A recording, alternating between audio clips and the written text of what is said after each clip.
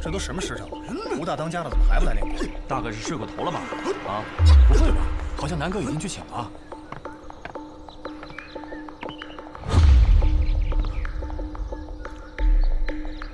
当家的，当家的，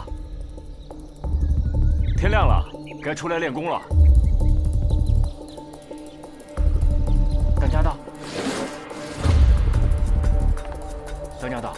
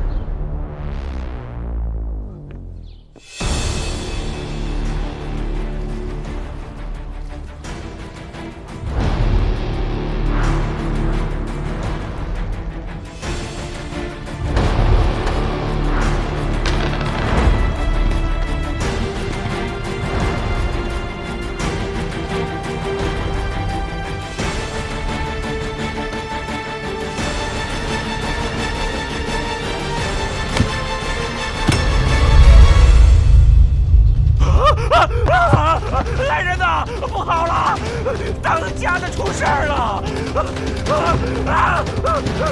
来人呐！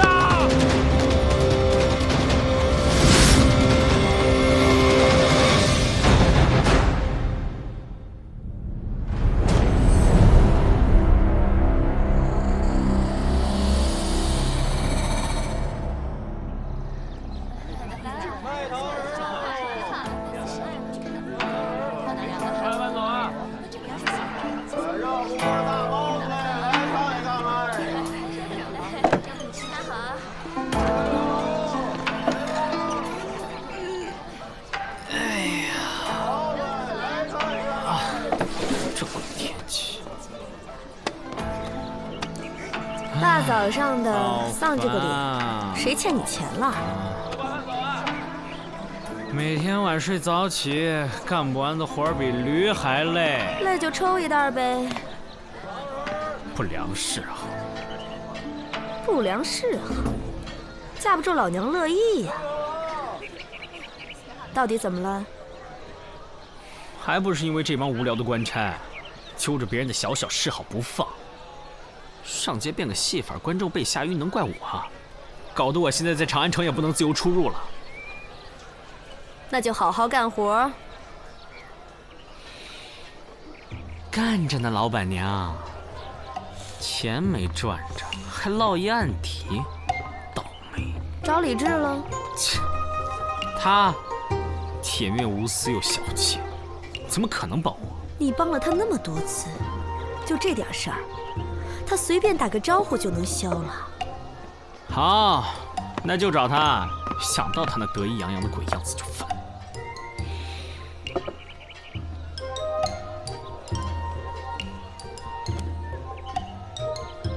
吸烟有害健康。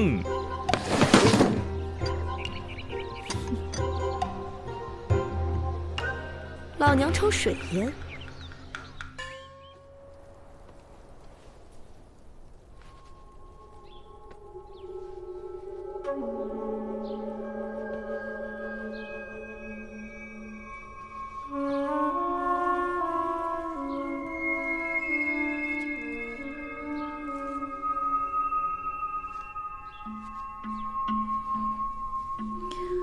尸体冰冷，皮肤苍白，轻微水肿，肌肉收缩，尸斑浅淡，口鼻部熏样泡沫。没错，可以确认这个武士是溺死的。溺死？你看，尸体的手掌和脚部出现肿胀，但无擦伤，死前没有剧烈挣扎，有意思。 能够确定他具体的死亡时间吗？根据尸斑判断，死亡时间应该是在午夜的子时到丑时。可是我从来没有看到过有人可以凭空溺死，这一点就很奇怪了。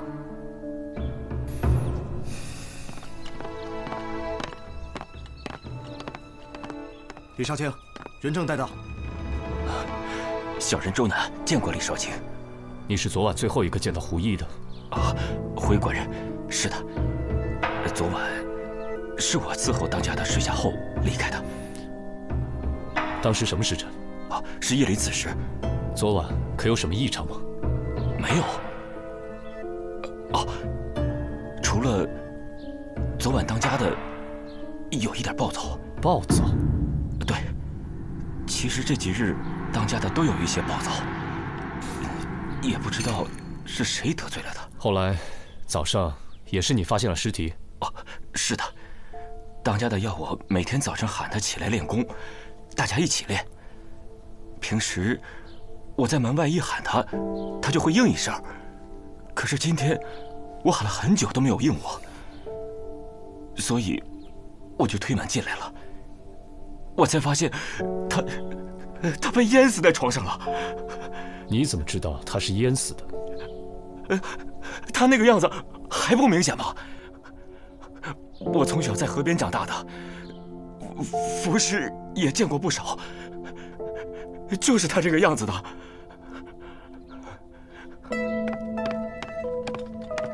糟了，老大！老大，又有人溺死在房里了。又是谁？是一个修鞋匠，他老婆回了娘家，结果今天早上回来的时候，发现她丈夫已经死在床上了，而且民间有个传言，什么？说这是龙王之怒，因为今年长安城里有人对龙王不敬，所以……什么乱七八糟的？老大，你有所不知啊，这自古就有八水绕长安这一说。这八水指的是渭、荆、风、涝、豫、浩、阐、灞这8条河流，它们在长安城四周穿流，而最终都汇入黄河。这长安城的气运自古都与水息息相关。为了百姓安居乐业，陛下每年都要斋戒7天，来供奉这8水中的龙王，让他们庇佑百姓。那这龙王怎么又会发怒呢？可是今年呢，在陛下斋戒到第6天的时候，出了怪事儿。忽然大雨滂沱，水排不出去，可真是大水冲了龙王庙。陛下不得已终止了斋戒，回到了宫里。后来民间就开始有传闻，说有2位龙王没有被供奉到，怕是要迁怒了百姓。三炮，怎么总是口无遮拦？老大，那现在我们该怎么办啊？我和双叶在这里继续看看有什么线索。你让萨摩和紫苏和你一起去鞋匠家。是。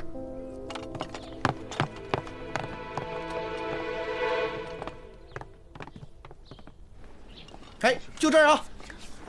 大概就是这样。现在民间流言四起，棘手得很，咱们还是赶紧破案吧。我明白了，你是说这2起案件是同时发生的？很有可能啊，但是没有办法准确的预估他们的死亡时间，所以说不准。哎，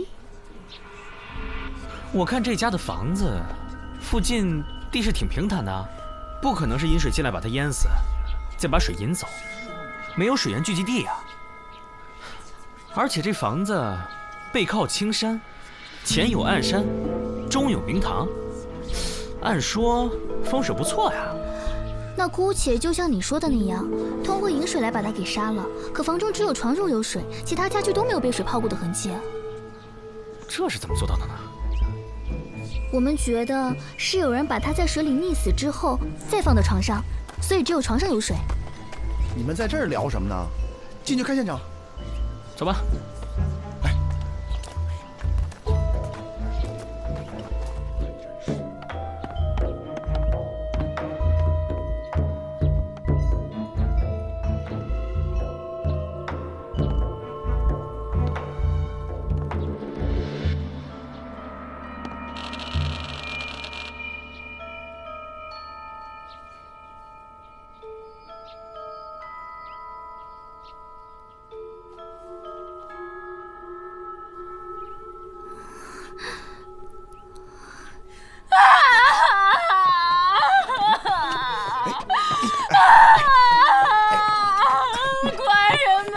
这死者的娘子，快安慰一下，快！像狗死的人啊！大嫂，有话好好说，怎么了？都是他得罪了龙王，才遭此祸事啊！他怎么得罪龙王了？前些天他因为提了钱跟人起冲突，那小子休闲不给钱，我想过追到河边，没想到那小子为了赖账，竟然跳小河游走啊！我想过气不过，骂了几句龙王不长眼，没想到龙王就怒了，派了虾兵那龙王淹死我相公。你太草率了！为妻这就供奉哪吒三太子，今天明天将为你报仇雪恨。那你有看清楚那个跳河的小子是谁吗？不清楚啊！听说他是武行的人。武行？会不会和那个胡毅有什么关系啊？就是胡毅的小跟班，我听人说过。胡毅。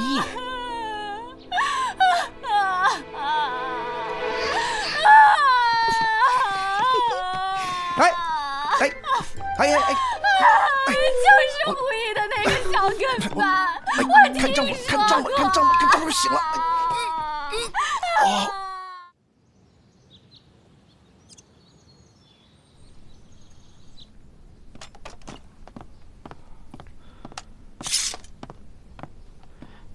哎，帮我个小忙呗。不用还价了，免费行了吧？说吧。我呢，之前在长安呢，有一点小小的错误。非法演出啊？哎，你说那官府非得抓着我不放，那么较真儿，搞得我都不能自由出入长安，所以案子破了，我帮你摆平。一言为定。那我们说说吧，你之前见过那个跟班吗？见过，他一直跟随胡毅学武，晚上就住在胡府。哦，那当天晚上他也住在胡府吗？对，是他伺候胡毅睡下的。早上呢，胡毅的尸体也是他发现的。要真是他，这一个晚上两边跑，也不嫌累吗？所以这个人呐，还得信命。命当如此，想逃你都逃不了啊！可我听说胡大当家之前请大师打过卦，还请了护身符随身带着，合着这都白请了。何止呀！你们知道胡毅为什么叫胡毅吗？为什么呀？他本身呢是个耍大刀的，因为他命里缺水，所以听了算命先生的，把名字改为毅，就成了胡毅了。哦，你们刚刚说的都是真的吗？当然是真的了。这个胡武师啊，之前有人说过他八字轻，后来他不信，结果啊总遇到这些个邪门的事儿。后来他找算命先生算，算命先生说他八字奇特，好像叫什么什么格来着。他命里缺什么，但是又怕什么，总之是跟水过不去，所以最后还是死于水中了，敌不过命啊！哎，练吧练吧练吧，走吧走吧。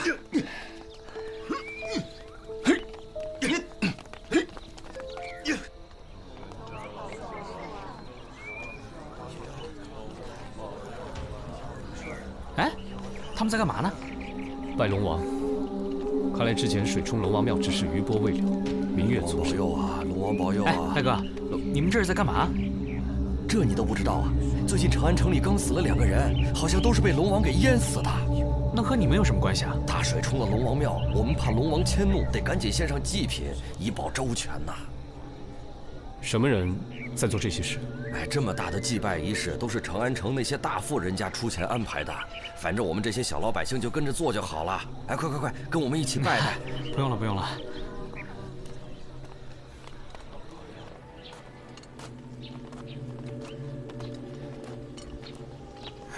2位官人又来了。我们还想再了解一些情况。该说的都说了，都是命。你这个护身符挺特别嘛，上次来的时候好像没见你带过吧？这位官人记性真好，自从老田走了以后，为了抵御龙王之水，才特意佩戴的。龙王之水，这是在哪吒庙开过光的。龙王再来，自有三太子剥他的皮，抽他的龙筋。啊，两位官人，进来说话吧。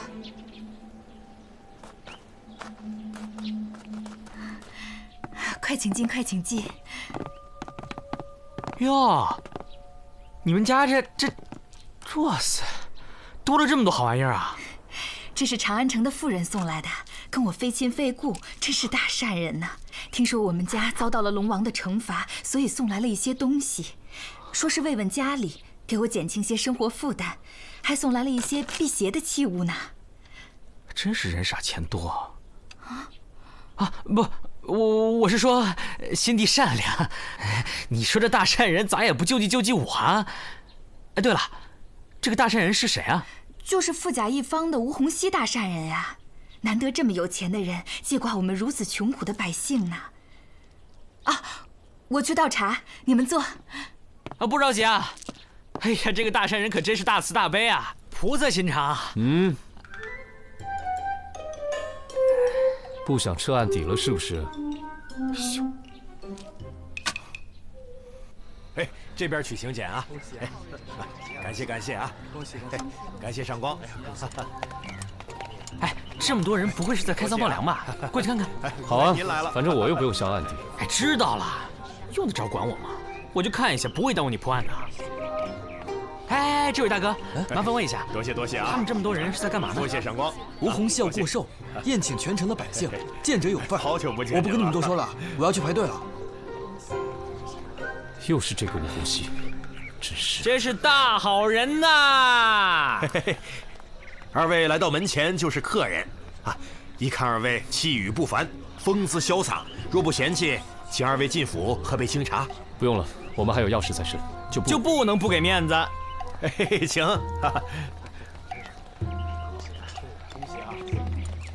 正所谓呢，山管人丁，水管财。吴洪熙是个生意人啊，所以你看，他庭院里四周都是水，且抱门而出。如今呢，这活水被阻拦了，变成了死水，所以说这财呢就出不去也进不来，只能困于这死水当中，财气尽断。你看池水都变黑了，想必呢是近日的传闻。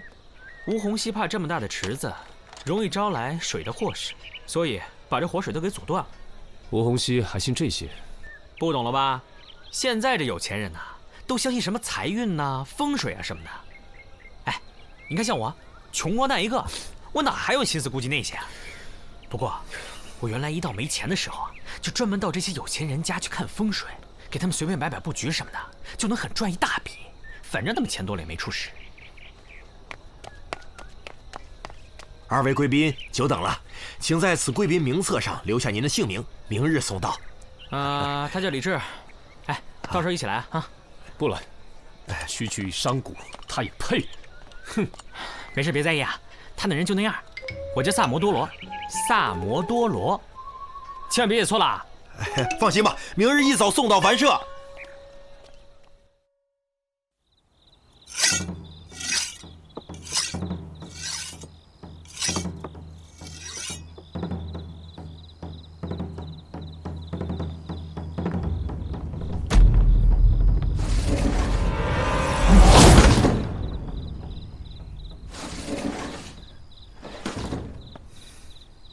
身手不错嘛。你能不能小心点？这要换个人，早就死了。萨摩出去了。我来找你。找我？找你有事。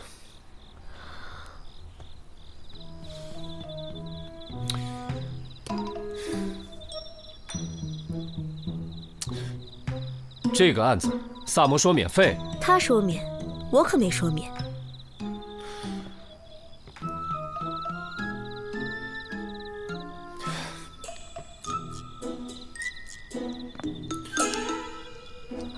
问吧。那个吴洪熙，你认识吗？吴大善人，我家的鱼虾都是从他家进的，买卖做得很大。乐善好施，是远近闻名的大善人。怎么了？那他跟江湖上的人有什么来往吗？买卖做得大，没点江湖上的朋友，容易遭劫呀。当年有河道劫渔船，他雇了武师，大干了几仗，算在江湖上小有名气。知道了。等等，怎么了？萨摩的案底，放心吧，包我身上。我希望你不要笑。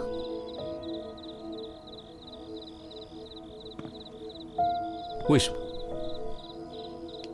他在这儿，我还能保他周全；可要是出了长安，我也救不了他。你也不希望他出什么事吧？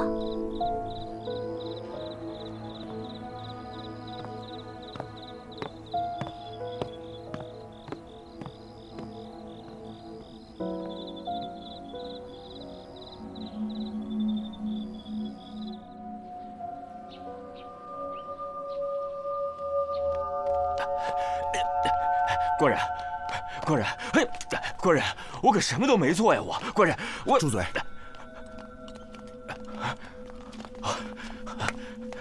小人见过官人。三胖，这怎么回事？老大，是这样的，他们说西郊山顶上有龙，我正要去看一看。我刚一出城门，就看见他在城墙边上烧纸，面前摆着一碗米饭，然后神神叨叨的，嘴里说着什么不要怪我，赶紧安息吧之类的话。我一看他是武师胡一案的相关人，我就把他带来了。你在给谁烧纸？回官人，是烧给我师父胡毅的。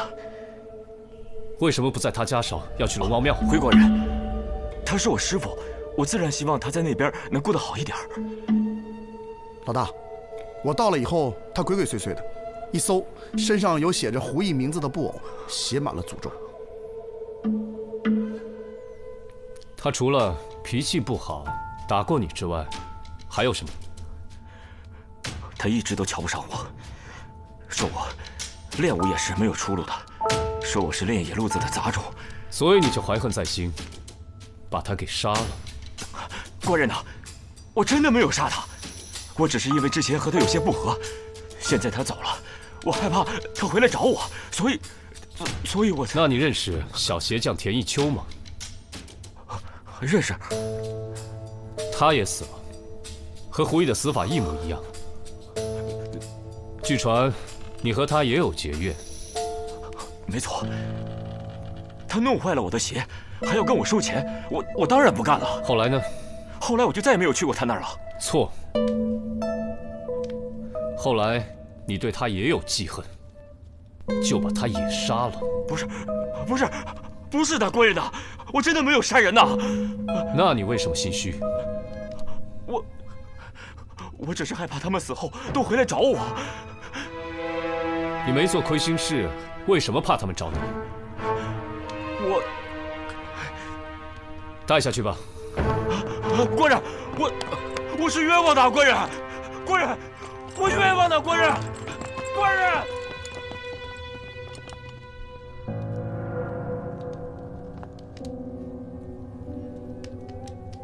现在就说周南是凶手，会不会太草率？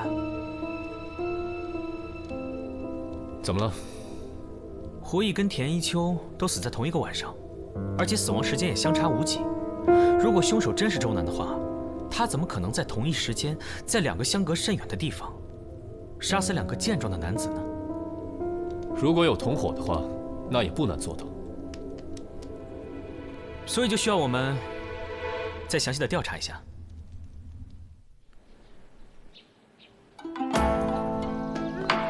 我回来啦！你先下去吧。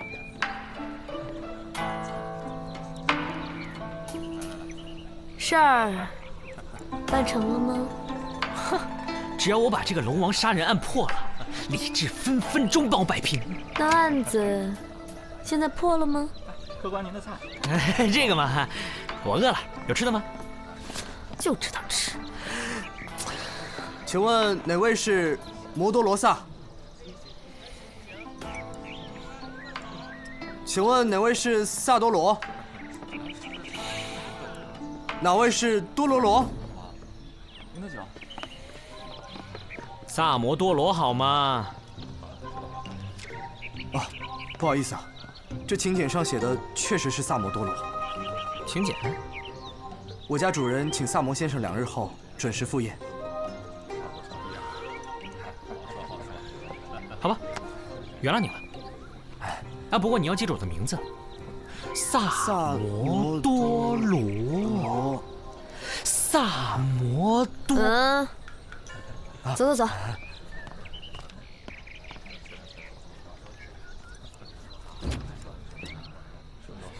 您收好。公子，里面请，请。里面请。您请。请。当心脚下啊！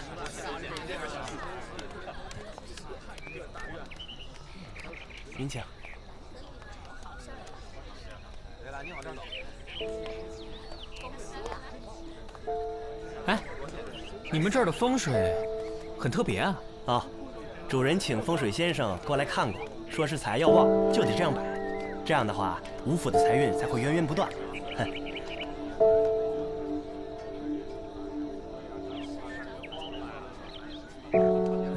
公子啊，公子还是请随我到前厅吧。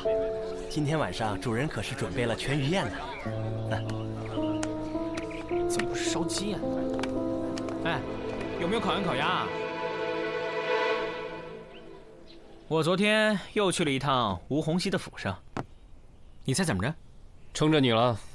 只回答对了一半。案子能到这程度，没工夫听你在这瞎扯。哎，老大，查到了。查到什么了？这个周南啊，因为从小在水边生活，所以他水性极好。切，水性不好，敢跳到河里去游泳啊？你别打岔啊！而且有人看到啊，他总在河里游泳，几乎每天都不间断，冬天都敢往冰河里跳。接着说。他对这2个人如果积怨很深的话，他可以给这2个人下蒙汗药，然后把他们2个拖到水中溺死之后，再拖回床上。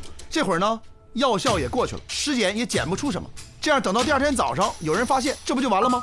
这个胡毅的起居啊，每天是这个周南来照顾。这个田一秋呢，娘子又回了家，所以只剩他独身一人，所以杀他呢，也并非什么难事。怎么这种眼神看我？是不是觉得我很棒？走吧，陪我再去一趟胡府。我呢？你去找一趟双叶，帮我打听个事儿。什么事儿？你不是很棒吗？你猜啊。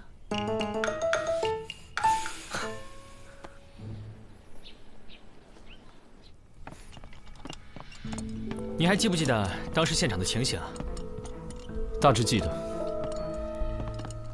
当时是不是水积满他的被褥，连床边的地上也有水？没错。那除了床边，其他的地方都完全没有水渍。你当日没有来，怎么记得这么清楚？因为鞋匠田一秋家的状况也是一样的。死者应该不是被杀死之后又带回现场。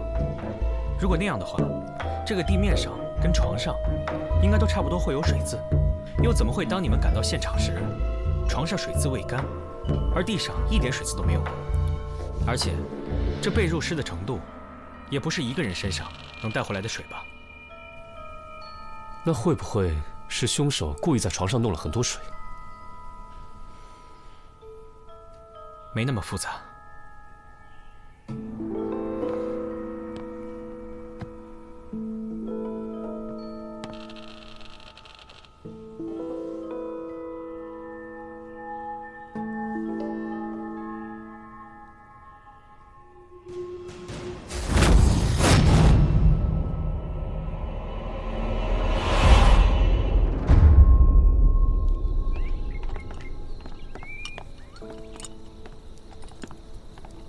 哎，怎么？刚进来时我没有注意，这里的风水也被人改变了。3句话不离风水，你是抽风了还是脑子进水啊？这些东西看似摆得不经意，实际上却悄悄地布了一个局。堪舆术语叫现空陀，天下最阴的阵法。亡灵在这个阵中无法超度，被困于庭中，永世不得超生。你是说，有人杀了人之后又来布了局？哎，打听一下，这些东西都是谁摆放的？哦，都是胡师傅生前的好友送的。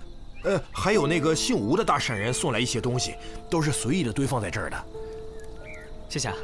哎，又是这个吴洪熙。看来这个吴大善人还真是有钱人呢。这个吴洪熙以前做的是土产生意，后来经高人指点，就改做水产生意。自此以后啊，那是做的风生水起，赚得盆满钵满，一时无两。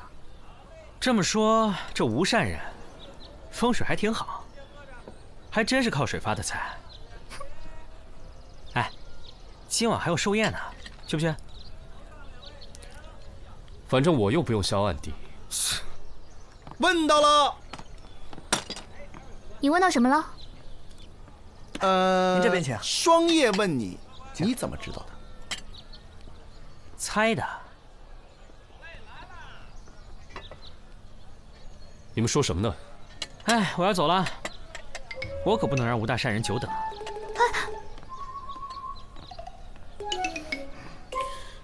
哎，说什么呢？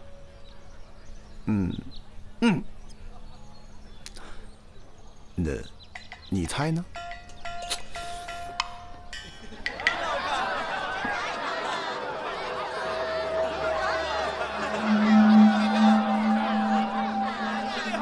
哎呦，真厉害！这么热的天，从哪儿弄来的大冰块？可不是嘛，大人，大户人家真会享受。这季节的冰块比黄金还贵呢。哎呀，梁大人，走，往那边看。恭喜吴大善人！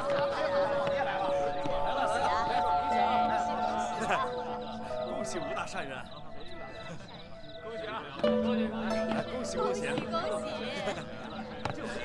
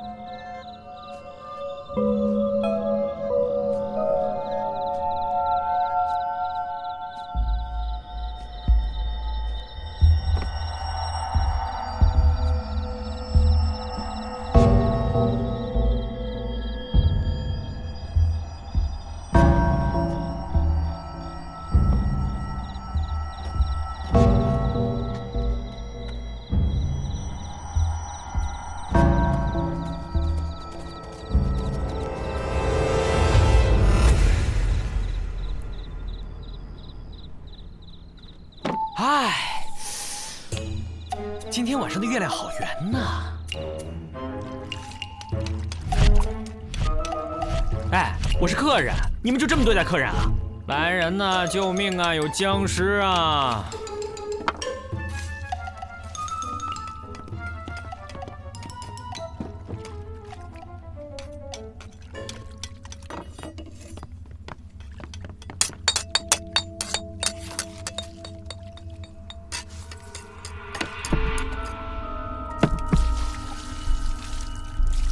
吴家以水产生意为生，用北地玄珠来治病，是为了延长货物的存放时间。可那两个人又不是你们的货物喽。你在胡说些什么？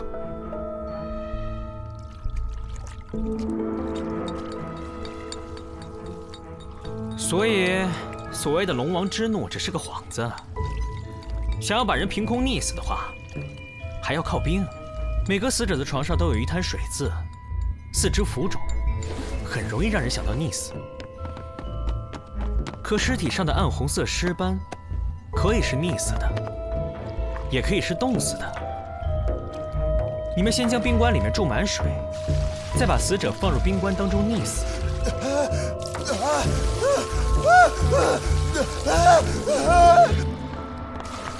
然后你们就离开了。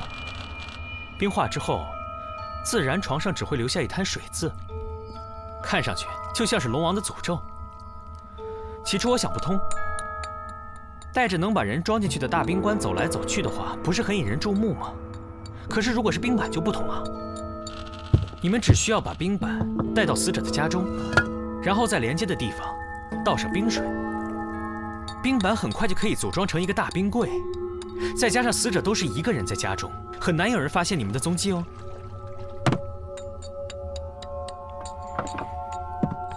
小子，你到底是听到的还是看见的？猜的啦。你知道这些又有何用？带你进来的时候，就没打算让你活着出去。哎，你们干嘛？想溺死我？我有3太子护身，淹不死的。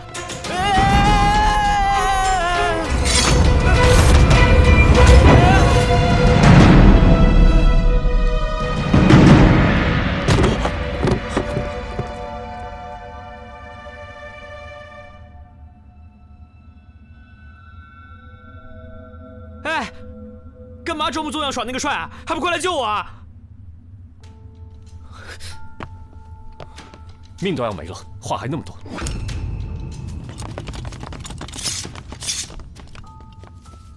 吴洪熙呢？已经被我抓住了。他刚见我带人来，一脸惊慌，没逼问2句，立马就招了。带走。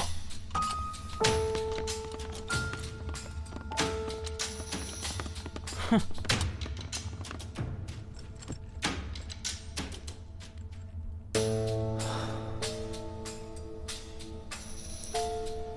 命中5行缺水，高人给我看过，帮我改名洪熙，意在天水。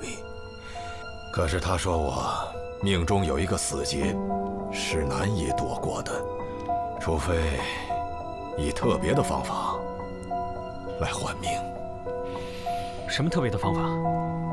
杨傀儡，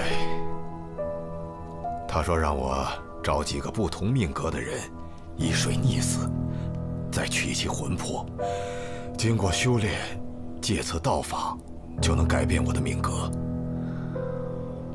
所以，胡毅和田一秋，就是你挑选的人。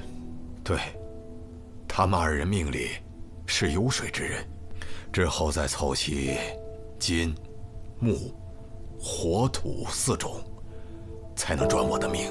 如果案子没破的话，你还要再杀8个人。说的是啊。不对啊，胡毅，他不是命里缺水吗？你说什么？哦，哎，你不知道啊？他原名呢叫胡大刀，也是因为命里缺水才改名叫胡毅的。看来你请的大师手段不高明啊，来生还是请我吧，给你打8折。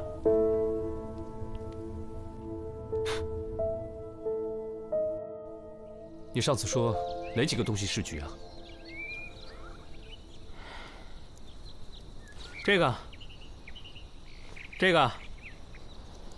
那边那假山，还有那个东西，还有门口那棵老槐树。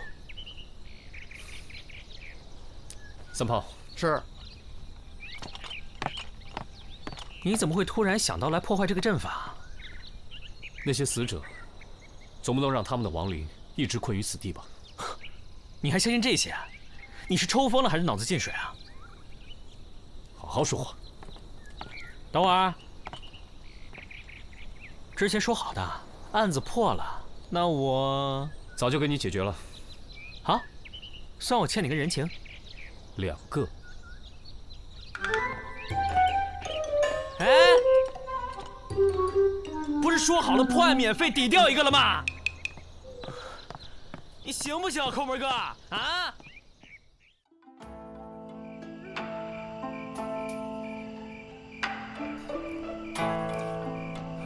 伙计，酒没了。来了。你怎么还没睡啊？客人都没睡，我怎么敢睡呀？来，我私人的珍藏，古井烧春，酿造3年，窖藏5年，真的是好酒，怎么喝都不上头。算了，烧刀子就行。您的好酒，我喝不起。免费送你。那更不能喝了。为什么？您的案底，我是真消不了。我有什么案底？什么案底？你说清楚。人证、物证有吗？说清楚，我马上跟你走。你急什么呀？我什么时候说要抓你了？李少卿，咱们相识这么久了，我的为人，你应该很清楚了。当然，承蒙你和萨摩鼎力相助，才让大理寺屡破大案，名震朝野。只是这朝堂之上会有些微词。他们说我什么？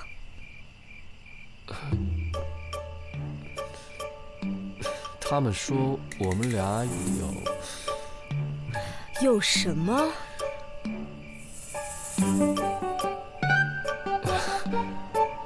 不提也罢。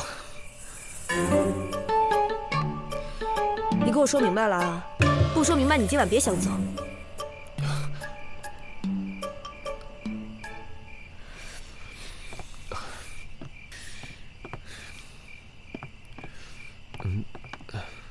说咱俩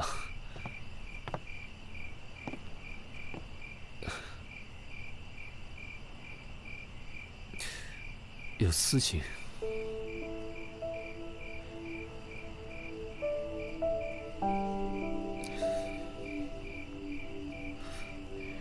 那咱俩有吗？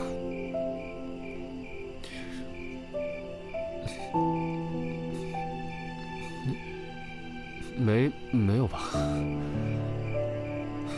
那你有吗？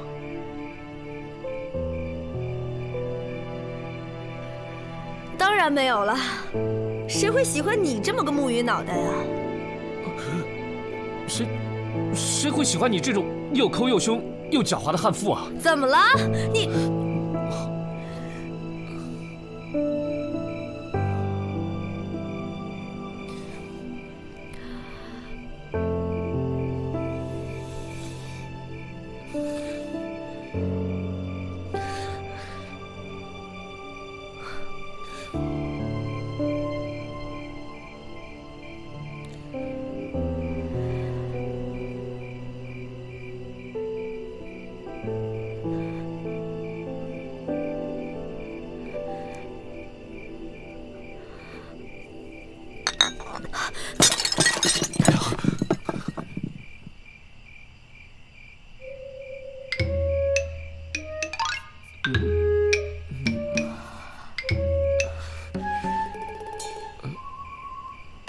这个你碰到的，不，那个我下月领了薪水，我一定会还。不是，有点晚了，今天我就先回去睡了，你也早点休息。